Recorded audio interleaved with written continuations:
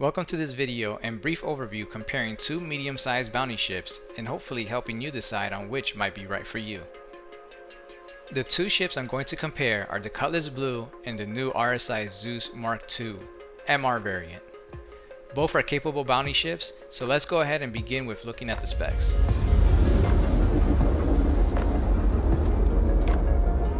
RSI Zeus MKII MR.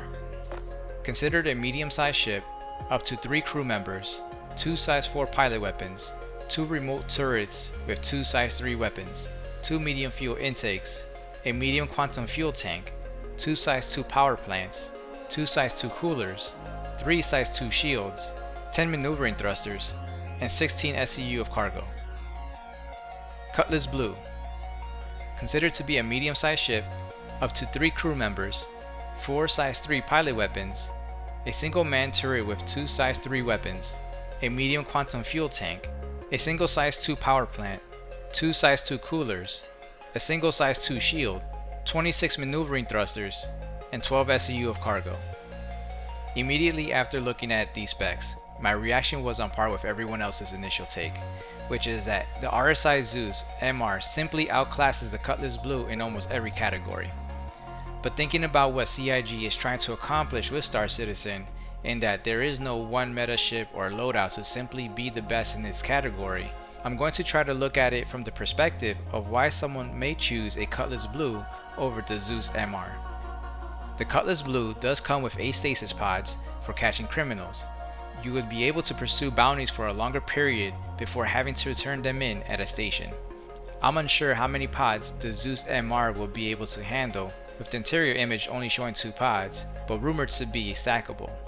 Either way, my guess would be that the 8 pods would be the most you can carry in a medium-sized ship, which is confirmed with the Cutlass Blue. When considering the specs, this also led me to a point about cost. Since the Drake brand is known for its bare minimum to get the job done, the Cutlass Blue should be way more affordable in-game compared to the Zeus MR. This will feel like a natural progression within the bouncing game loop. Maybe starting with the Avenger Stalker or Anvil Hawk, upgrading to the Cutlass Blue, and finally graduating to the Zeus MR.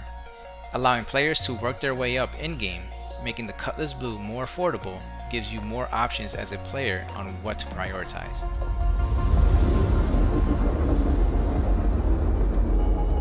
This is an easy win for the Cutlass Blue. Being a smaller ship would allow for finding a landing spot more easily than the Zeus MR. Additionally, when looking at something like the Anvil Liberator, I believe the Cutlass Blue will just barely fit on the landing pad, whereas the Zeus MR simply does not. So if ship size is an important factor, the Cutlass Blue would be your choice here.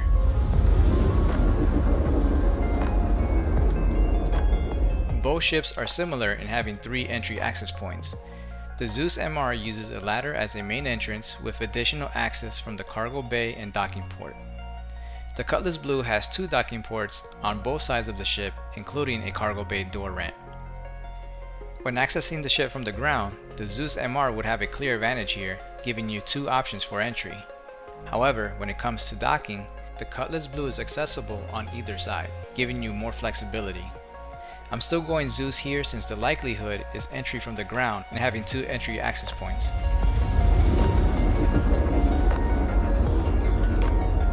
As for features, the Zeus MR has a quantum dampener, same as the Cutlass Blue.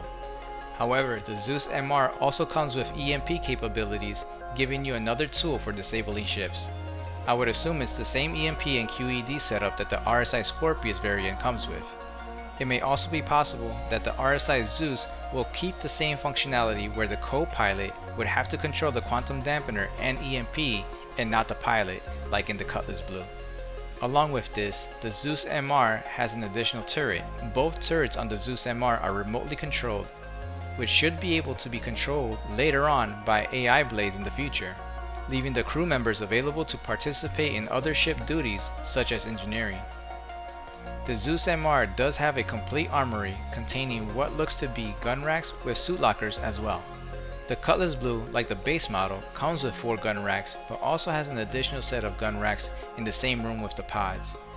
CIG may decide on improving this area with suit lockers when doing the gold pass, but we'll just have to wait and see.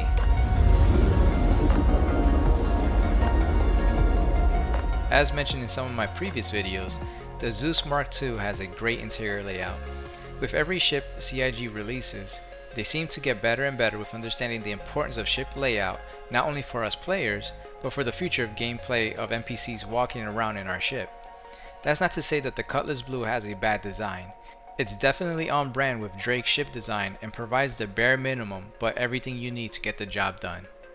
When it comes to visibility in the Cutlass Blue, it's quite different from the other variants such as the Cutlass Red and Black, which has struts obstructing your view like the Zeus MR. The Cutlass Blue has a round bubble shaped glass giving you the best view during flight and combat. The Cutlass Blue also has VTOL ability for when in atmosphere. With the new flight mechanics, this can prove to be essential when hovering around landmarks and scouting for bounties or terrain information. Although you would still be able to hover with the Zeus MR, not having this ability would mean hovering in atmosphere would be limited and you would eventually be forced to land. When looking at the spec sheet and what both brands represent within lore of the game, RSI has its deep military and technological background, making it easy to lean RSI for its durability and quality. However, more components does mean more points of failure, but I would be willing to take my chances with the Zeus MR having some redundancy over the Cutlass Blue.